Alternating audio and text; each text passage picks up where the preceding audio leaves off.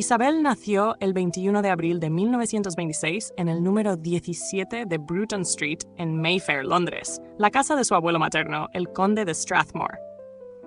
La llegada de Isabel fue un acontecimiento discreto en la familia real, pues en aquel momento su padre, el príncipe Alberto, duque de York, no era el heredero al trono.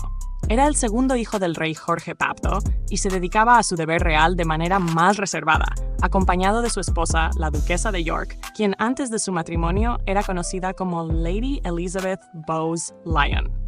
Desde sus primeros días, Isabel fue llamada por su familia Lilibet, un cariñoso apodo que ella misma se dio al no poder pronunciar su propio nombre.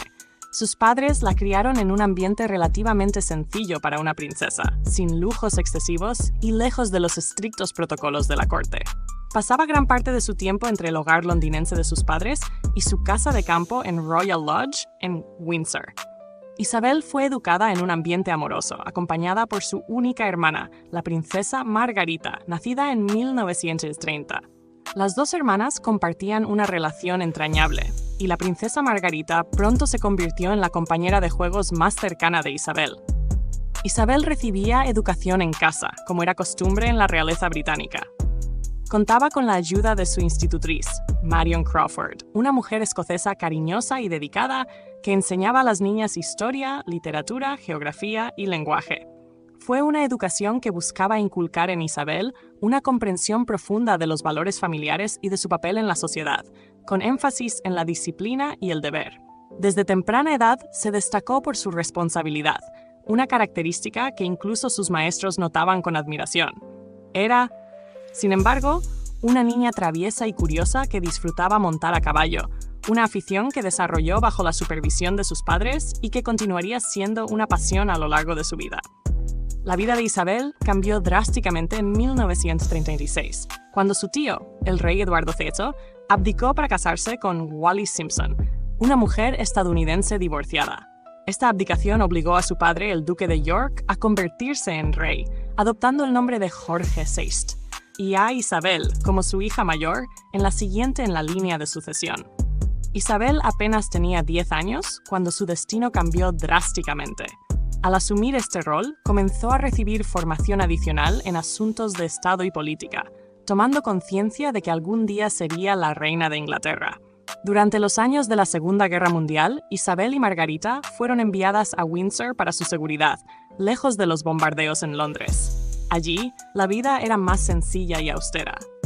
Las princesas participaron en diversas actividades para levantar el ánimo de la población británica, e Isabel, con apenas 14 años, pronunció su primer discurso radial en 1940 en el programa Children's Hour de la BBC, dirigido a los niños británicos evacuados.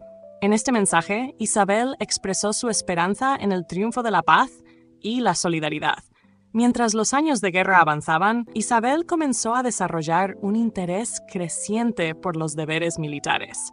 A los 18 años, en 1944, se unió al Servicio Territorial Auxiliar, donde fue entrenada como conductora y mecánica, algo que la acercó aún más a la población británica, quienes veían en ella una joven comprometida y dedicada a su país. Isabel adquirió habilidades prácticas y mostró una disposición que incluso a su corta edad reflejaba su sentido del deber y responsabilidad hacia el pueblo británico. Con el final de la guerra en 1945, Isabel, ya en su juventud, estaba plenamente preparada para asumir algún día el trono que la historia había marcado para ella. Había demostrado resiliencia, determinación y una madurez que la definieron como una figura sólida y confiable en un mundo que había cambiado para siempre. La infancia de Isabel concluyó con una mezcla de experiencias que iban desde una vida familiar tranquila hasta las presiones de ser una figura pública en tiempos de guerra. Isabel conoció a Felipe de Grecia y Dinamarca cuando aún era una adolescente. Su primer encuentro tuvo lugar en 1934, durante la boda de la princesa Marina de Grecia y el duque de Kent, y nuevamente en 1939, cuando Felipe, ya un joven cadete naval de 18 años, llamó la atención de Isabel, quien tenía 13 años. Aquel verano, Felipe fue invitado a acompañar a Isabel y a su familia en la residencia real de Dartmouth, y desde entonces, un interés especial nació entre ambos. Aunque los años de guerra los mantuvieron distantes, los dos continuaron en contacto a través de cartas. y su relación se fue profundizando a medida que Isabel crecía. Al terminar la Segunda Guerra Mundial, Isabel y Felipe se reencontraron, y su relación tomó un giro más serio. Isabel tenía entonces 20 años, y estaba convencida de que Felipe era el hombre con el que deseaba pasar su vida. A pesar de algunos reparos iniciales de la familia real, especialmente de su madre, la reina Isabel, quien dudaba de la estabilidad de un joven sin una gran fortuna ni un título británico consolidado, Isabel persistió en su elección. Felipe renunció a sus títulos griegos y daneses, se convirtió al anglicanismo y adoptó el apellido Mountbatten de su madre británica para satisfacer los requisitos de la corte británica. La noticia del compromiso de Isabel y Felipe se anunció oficialmente el 9 de julio de 1947, causando una gran emoción en el Reino Unido. La boda fue programada para el 20 de noviembre de 1947 en la Abadía de Westminster, y los preparativos se realizaron con meticulosidad y fervor patriótico. Tras los duros años de la guerra, el país se encontraba en una difícil situación económica, y para muchos, la boda real representaba un símbolo de esperanza y renovación. Isabel, en un gesto de empatía con el pueblo, se unió a las normas de austeridad y utilizó cupones de racionamiento para adquirir la seda de su vestido de novia. El vestido, diseñado por el modisto británico Norman Hartnell, estaba adornado con hilos de plata y bordado con 10,000 perlas blancas importadas de América. El día de la boda, la ciudad de Londres se engalanó con decoraciones y multitudes que se congregaron a lo largo del recorrido hacia la abadía de Westminster para ver a la princesa Isabel, vestida de blanco, con un velo de tul y una tiara prestada por su madre. Felipe, quien fue nombrado duque de Edimburgo justo antes de la boda, esperaba ansioso en el altar. La ceremonia, transmitida por radio a una audiencia global, fue una de las más escuchadas de la época.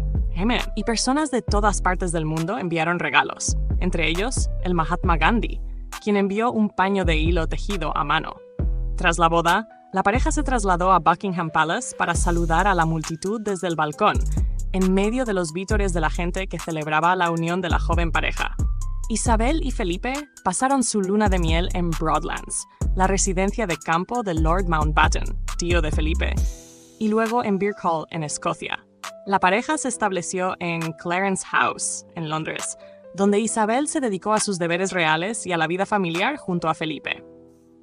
Con el tiempo, Isabel y Felipe se convirtieron en un equipo sólido y comprometido, reflejando en su matrimonio la responsabilidad y la dedicación que les esperaban en su vida pública. La unión entre Isabel y Felipe, forjada en la juventud, la lealtad y el amor mutuo, fue el inicio de un camino que los llevaría a encabezar la monarquía británica en una época de grandes transformaciones. El reinado de Isabel II comenzó en un momento de cambio y reconstrucción. En febrero de 1952, mientras estaba de viaje en Kenia, recibió la noticia de la muerte de su padre, el rey Jorge VI. Con solo 25 años, Isabel tuvo que regresar de inmediato al Reino Unido y asumir la corona. La ceremonia de coronación, que se celebró el 2 de junio de 1953 en la Abadía de Westminster, marcó el inicio de un reinado que enfrentaría desafíos profundos en los ámbitos político, social y personal. A lo largo de los años 50 y 60, Isabel fue testigo de la desintegración del Imperio Británico y el surgimiento de la Commonwealth. La independencia de las colonias británicas en África y Asia trajo consigo una nueva etapa para el Reino Unido. Uno de los momentos difíciles fue en 1956, con la crisis de Suez, cuando el intento de controlar el canal de Suez en Egipto terminó en un fracaso diplomático para el Reino Unido. Este evento generó tensiones políticas internas y desató críticas al liderazgo británico en el ámbito internacional, evidenciando la disminución de su influencia global. En la década de 1970, la crisis económica golpeó al Reino Unido con fuerza. La inflación, el desempleo y una serie de huelgas minaron la estabilidad del país. Isabel, aunque no intervenía directamente en política, vio cómo el país se dividía por el descontento social.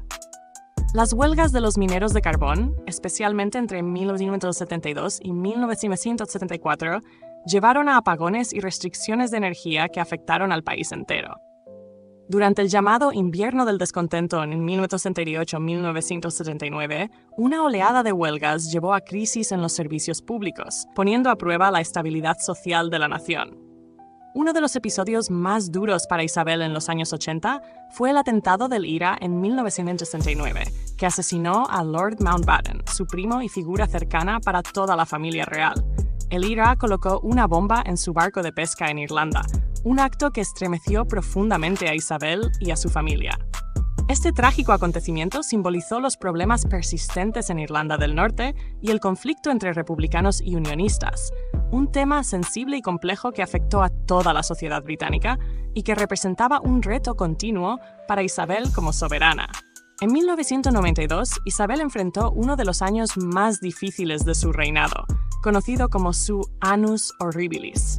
Fue un año marcado por crisis familiares y personales que pusieron en entredicho la imagen de la familia real.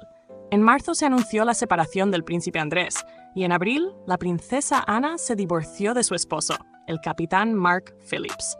En noviembre, el castillo de Windsor, una de las residencias favoritas de Isabel, fue devastado por un incendio que duró 15 horas y causó daños significativos. Para cubrir los costos de la reparación, Isabel decidió abrir al público el Palacio de Buckingham, una medida sin precedentes. Además, ese mismo año, la separación pública del príncipe Carlos y la princesa Diana se sumó a las tensiones, revelando problemas matrimoniales en la pareja que ya eran del conocimiento público y que alimentaron las críticas de la prensa y el escrutinio hacia la familia real. La trágica muerte de la princesa Diana en 1997 fue otro momento oscuro y desafiante. Diana falleció en un accidente automovilístico en París el 31 de agosto, y la reacción de la familia real, percibida como distante y fría, desató una ola de críticas y un sentimiento de malestar en la opinión pública. La reina fue fuertemente criticada por permanecer en Balmoral, Escocia, con sus nietos, los príncipes William y Harry, en lugar de regresar de inmediato a Londres. La presión pública la llevó finalmente a dirigirse a la nación en un discurso televisado, expresando su dolor y reconociendo el impacto de Diana en el pueblo británico. El nuevo milenio trajo consigo desafíos contemporáneos. En 2002, la reina enfrentó la pérdida de su madre, la reina madre, y de su hermana, la princesa Margarita, ambas fallecidas en el mismo año. Estas pérdidas personales coincidieron con su jubileo de oro, conmemorando 50 años en el trono. Aunque fue un momento de celebración, también fue una época de duelo que exigió de Isabel una fortaleza considerable para continuar con sus deberes mientras lidiaba con el dolor. En los últimos años de su reinado, Isabel enfrentó retos en torno a la relación entre la monarquía y la sociedad moderna. El creciente escrutinio hacia la familia real y su rol en la vida pública se hizo evidente, especialmente con la salida del príncipe Harry y su esposa, Meghan Markle, de sus deberes reales en 2020. Esta decisión, conocida como el Megxit, generó un debate en torno a la libertad y la privacidad en la monarquía. En 2021, Harry y Meghan dieron una entrevista a Oprah Winfrey, en la cual hicieron afirmaciones sobre el racismo y la falta de apoyo dentro de la familia real, generando una crisis de imagen para Isabel y obligándola a emitir una declaración pública sobre los desafíos que enfrentaban como familia. La pandemia de COVID-19 fue otro obstáculo que Isabel enfrentó con resolución. A pesar de su avanzada edad, envió un mensaje de aliento al pueblo británico en abril de 2020, instando a la nación a mantener la esperanza y la fortaleza y a reencontrarse de nuevo después de la pandemia. La muerte de su esposo, el príncipe Felipe, en abril de 2021, después de más de 70 años de matrimonio, representó una de las pérdidas más personales y profundas en su vida, y la imagen de Isabel sentada sola en su funeral en la capilla de San Jorge en Windsor conmovió al mundo entero, simbolizando la fortaleza que había mostrado durante toda su vida. A lo largo de sus años en el trono, Isabel II afrontó dificultades con una perseverancia constante, manteniendo su compromiso con la monarquía y el pueblo británico, incluso en los momentos más oscuros y desafiantes.